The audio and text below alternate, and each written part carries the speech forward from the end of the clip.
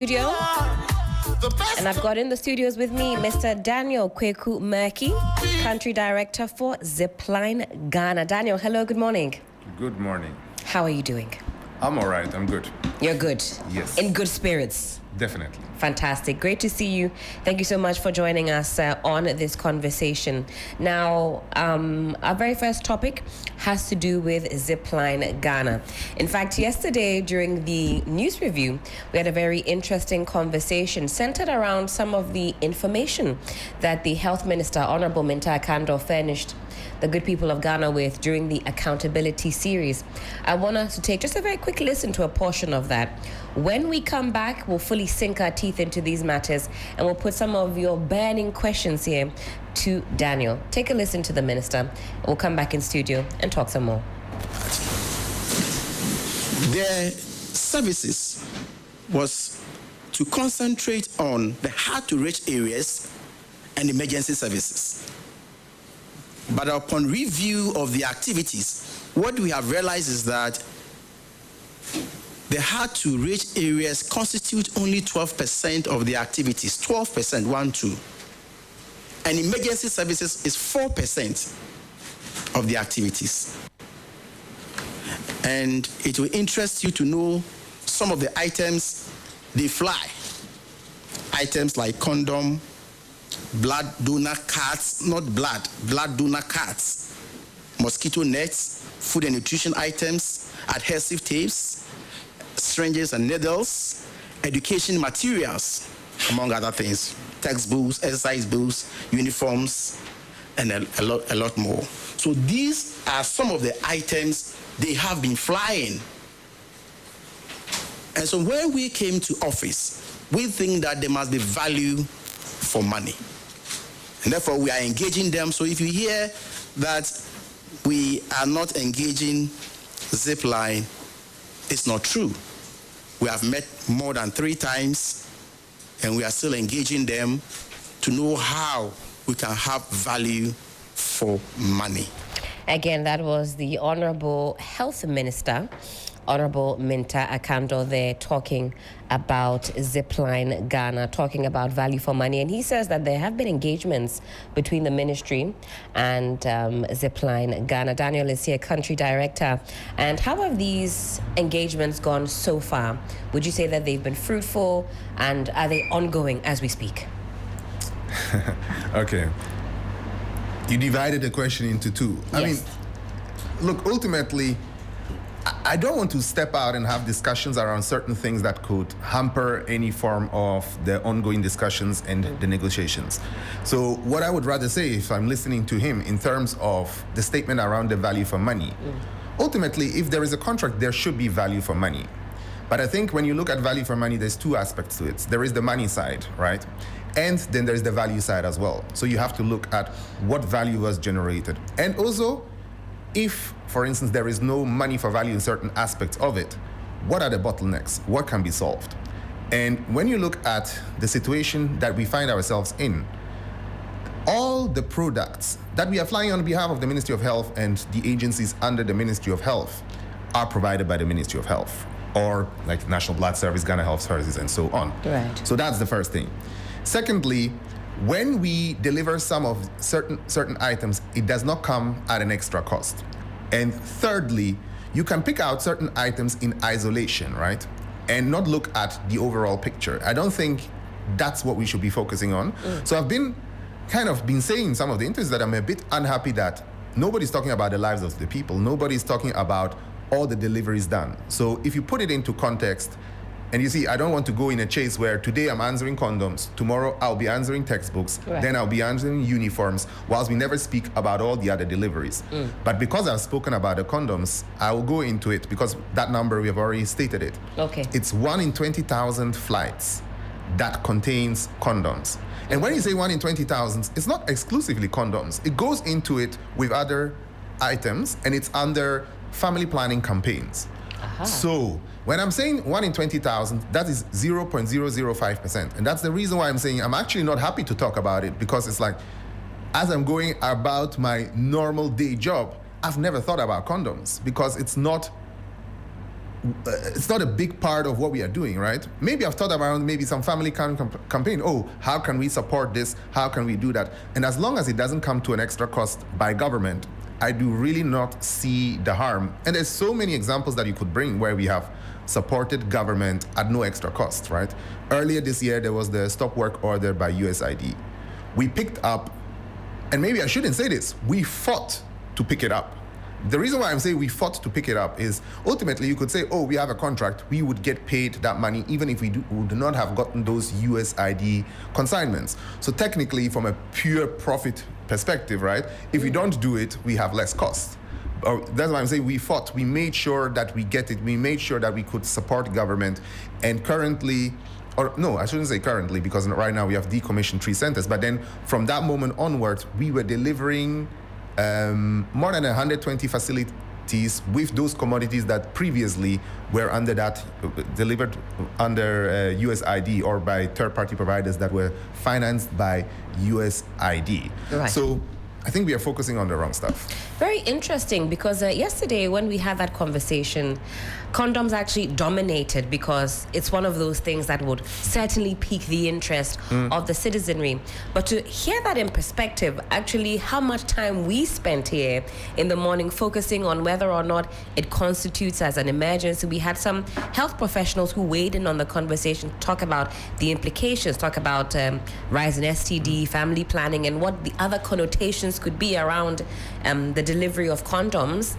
To think that actually that accounted for a 0.00, it would appear that actually without that context, we were discussing that issue maybe not correctly, having balanced out all of the information. And in fact, throughout that discussion, one thing that was important for us here was that we do need all of the information. It's never enough to hear from one party. You need both sides of the story to form a full picture. And so that's why I also asked about what the engagements looked like with the ministry, if they were furnished with this information. For example, even before the minister mounted the podium, to kind of catapult that into the public conversation, because that certainly makes a difference in the communique, or at least in the way that it's communicated.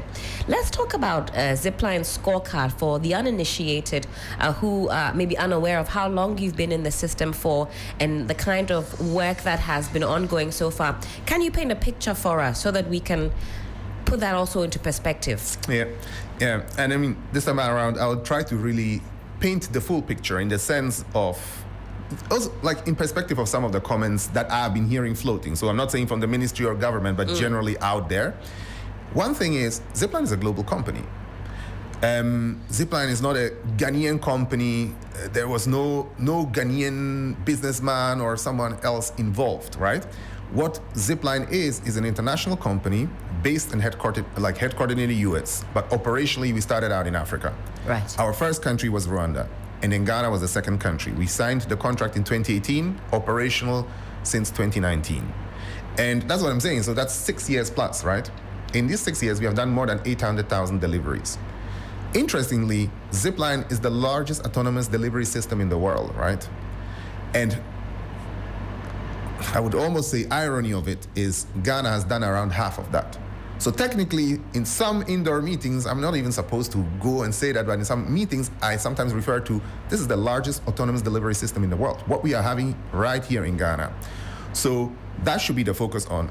And over those 6 years, right, we were operating 6 distribution centers. Currently, as you know, 3 are decommissioned, have been decommissioned. So currently, we are operating 3. We have done more than 800,000 deliveries in Ghana. More than 17 million doses of vaccines have been delivered, which, for instance, vaccines would not fall under the emergency category, but it's critical to lives.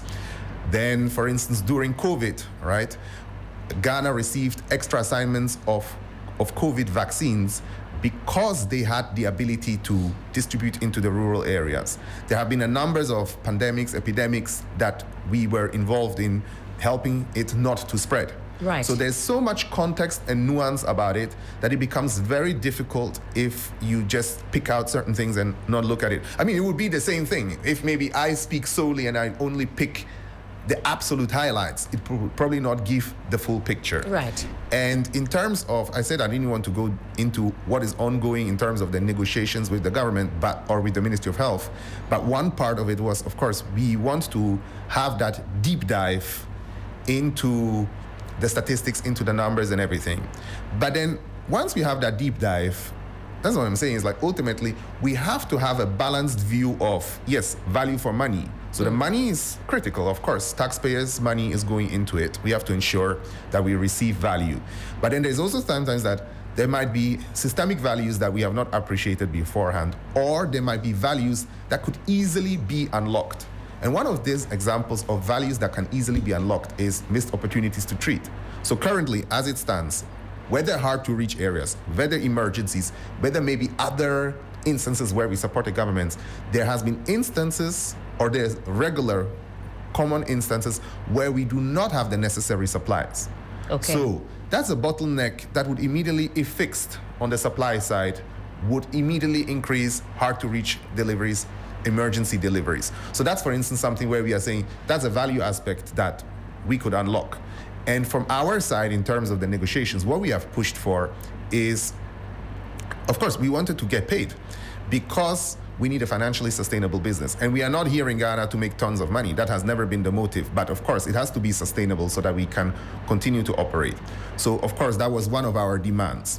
But the other demand that we brought up in here was like an integrated framework, so that there is a guideline from the top that gives clear instructions on how to utilize Zipline across the country. Because the way it is now, it is too fragmented. Okay. Fragmented in the sense that we have been engaging, let's say, on district level, regional level, so it now becomes decisions of somebody in a particular seat versus somewhere else. And somebody might want to work in Zipline in a certain manner, somebody else does it differently. Somewhere we get those kind of supplies, somewhere else we don't. So Daniel, just to clarify in my mind, does that mean that maybe one district's emergency or critical care need is another maybe district's not such a critical care need? Is that the distinction here? That could be, the distinction, but what I'm saying is, for instance, let's say it could be that in one region we have the regional medical stores provide us with like drug A, right? Okay. And in another one they don't, or they don't feel like that's the best way to utilize Zipline. So what I'm saying is like that has to be streamlined, because going after it on a district or region by region, district by district basis is very time consuming, costly, and is not actually the core mandate of what we should be focusing on. The supply comes from government, right? And it shouldn't be that we have to kind of try and unlock in different instances and it works in one region, we don't do it in the other one. And one of the things is when you look at the different regions, like there was a study in the Ashanti region, right? And what we are saying is like, look at the outcome of that study. It was comparing Zipline served facilities versus non-Zipline served facilities. And what we observed, or the observation of the study, is like a 56% decrease in maternal mortality. And when you look at it, it's not, as some people are painting, that doesn't happen because some drones are flying. It's a centralized warehouse, right? Combined with aerial logistics. So it's like an automated airport that can send out deliveries every two minutes, right? Now, what happened is it changed patient behavior. The women started coming in more often, because when you come to a hospital and you don't get, blood products are not available, other products are not available, you stop taking a 2-hour journey to go to the hospital. Once you know that within 30 minutes you can receive it, they started going to the hospitals more often. They started having more in-hospital births. So that's one example. And when you look at it, we ourselves, 6 years ago, we wouldn't have known that, right? It's like you go into the use case and you now realize. So what we are supposed to do with government is like looking critically at that data, see what the benefits are, and then once we find out, okay, why can't we do the same across everywhere where Zipline is? And there's same examples in the vaccine space, and you go on and on and on. And I mentioned earlier that Zipline is not just in Ghana. So beyond looking at what happens in Ghana, we can also look at other countries and see how they have put it to work. And currently, when you look at what is happening in Rwanda, it's, I almost feel a bit sad in this sense, because I was saying it's like they are making amazing progress, have done extremely well in the blood sector. So Zipline is delivering 75% of the blood products across the country outside of Kigali. Then in Kigali, there is a no-flight zone. So if you include Kigali, it's 51%. But they optimize the system, because you cannot just say, oh, this is aerial logistics, this will solve everything. But you have to analyze, where does it work? How does it work? What do we have to do? Is this because, for example, if we have Rwanda in focus, there is better collaboration between their health ministry and Zipline in the country, one that you would say differs from the kind of collaboration and communication we have here in Ghana? Is there a disconnect there between the communication and the collaboration between the ministry or those in charge and Zipline? Is that the difference? I mean, one thing is, I think in Rwanda, we have 5 extra years, right? Okay. As well. That's one thing in terms of context. And then the other one is, it's about integration. And of course, the integration has many, many aspects, right? It can be the communication, can be the landscape of that particular health ecosystem. It can be mistakes that Zipline has done in approaching it. I mean, I'm not saying that is so there's so many aspects there.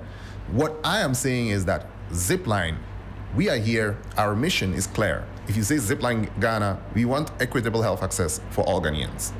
And I think that should be a mandate with which we can work very well with the Ministry of Health, because we should be very aligned. Now, beyond that, of course, the Ministry of Health has to spearhead it in terms of government agenda. What do we want? What are the achievements that we want to do? Now, what Zipline is, we are a service provider and we are an infrastructure provider. And it is modern 21st century technology that Ghana has been leading, that Ghana has been getting very high recognition from the front, what they did on the civil aviation front and so many other things. This is not just that, oh, this is Zipline doing this, the largest autonomous delivery system. There's so many different moving parts that are involved. And I think we should build on that and build a system that serves all Ghanaians. Right. Now, then let's just put a pin on what the minister says there, and let's just look at these percentages that were mentioned. So the Ministry of Health recently disclosed, as we listened to a portion of that about 16% of your drone flights meet the emergency or hard-to-reach mandate of the contract, with 12% to remote areas and 4% for true emergencies, as it was termed by the minister. Is there a divergence then from the original mandates? Are these figures accurate? I mean, in terms of those figures, right, to be fair, those figures have been mentioned to us in a meeting by the minister, right? And that is the meeting that I'm pointing at, that we need to have the deep dive. Okay. So I wouldn't want to go on air and just say, this is wrong, this is it, like in that manner. But what I would say again is that in our estimation, yes, the numbers are higher, significantly higher. That I would say, from the way we are looking at the data.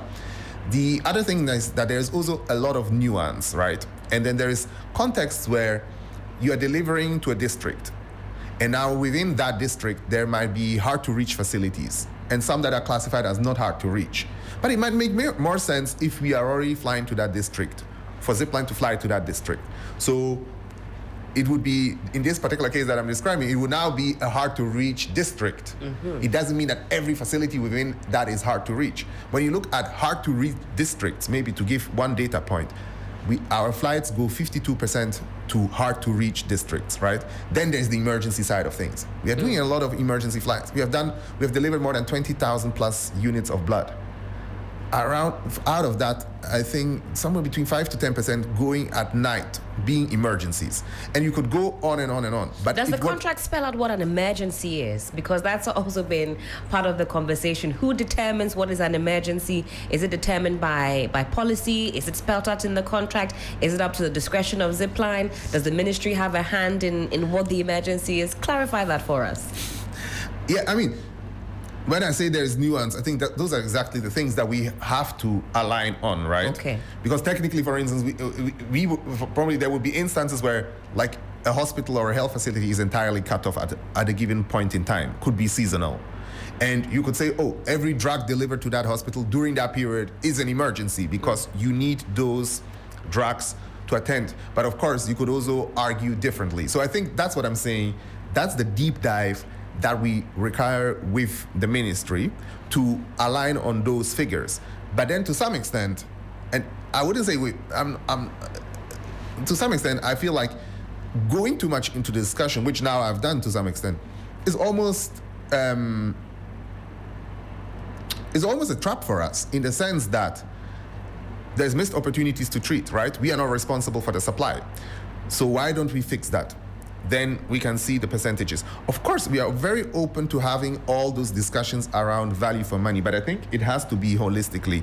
And one of the things that I would urge, if I can, on the government side, is to have a health economist or some health economists to actually look at this like very comprehensively and then come to certain outcomes. So that's one side of the thing. Right. The other thing is that we have been executing our services the entirety of the year, right?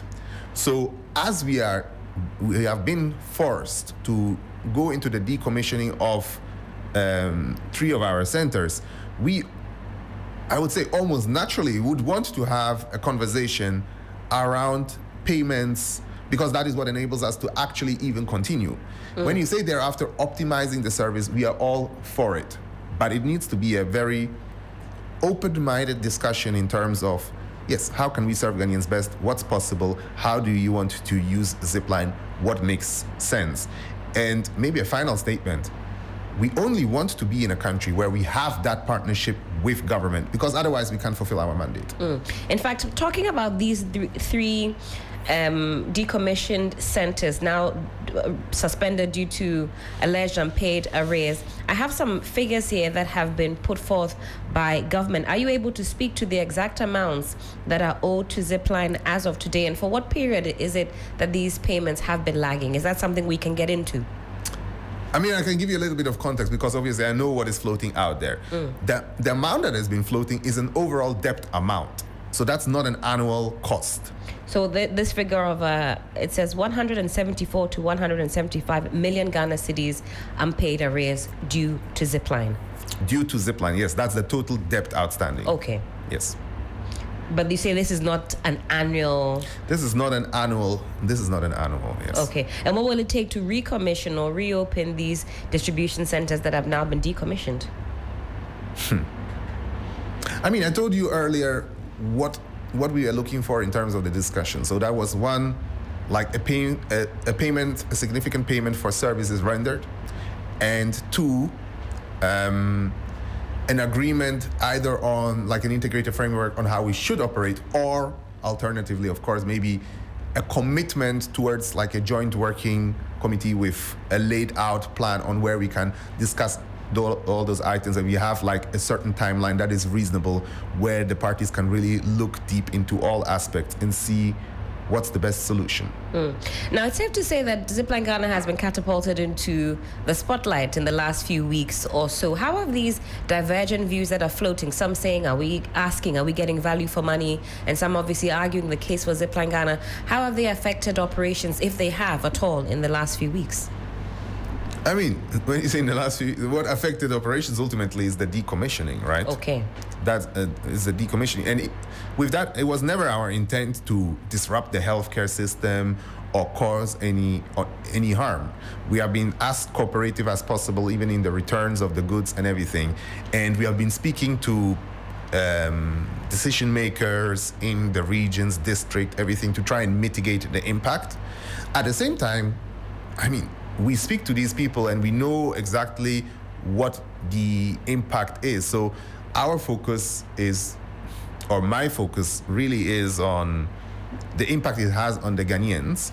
And ultimately, when you combine that with the mission that I laid out, if you're not able to do that, then it's like we are not able to achieve what we are here for. So focus is on finding a resolution for this so that we can continue with our mandate. Really, that would be for you the best case scenario. Find a resolution and, like you say, maybe iron out some of these nuances, maybe get a streamlined, country-focused direction that spells out everything that needs to be spelled out. But what would you say would be Zipline Ghana's next step if the contract is cancelled, as some members of parliament are calling for?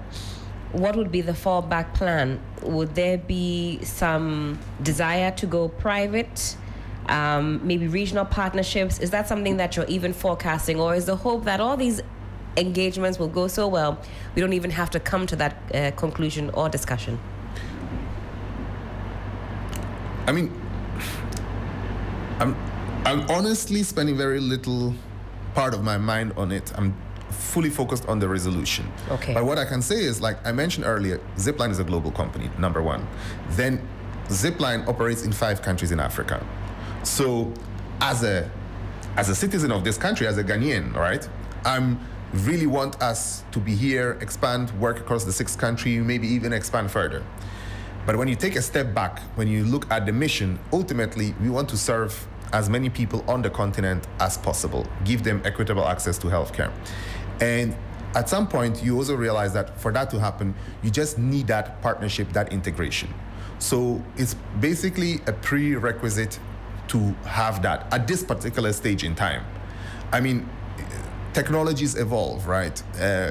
Cost curves, everything changes, and different use cases can be found. Like when you look in Rwanda right now, in Rwanda we're doing artificial insemination. Probably nobody thought about that a few years back, right? And now we are doing that very successfully. Oh, I see. So what is actually flying in the drones as far as this is concerned?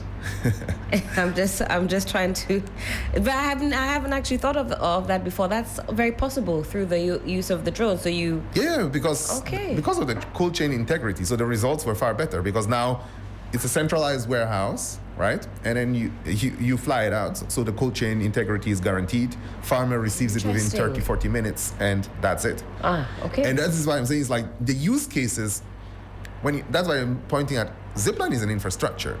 The use cases that are eventually built on top, they have to come from the people that understand the problem the best. So it shouldn't be Zipline chasing they're trying to build all those use cases. It has to be integrated and used in the right manner. Yeah. Interesting. We're learning a lot about Zipline Ghana and its operations this morning. It is some 12 minutes to the top of the hour, 9 a.m. Another 5-6 minutes, and then we can wrap up on this conversation. But of course, we encourage you to also share your thoughts with us across these socials. You can find us on Facebook, on X, and also on Instagram. We're also streaming on YouTube. Make sure that you never miss a beat. The hashtag is hashtag 3FM Sunrise. Have you learned something new this morning about Zipline Ghana?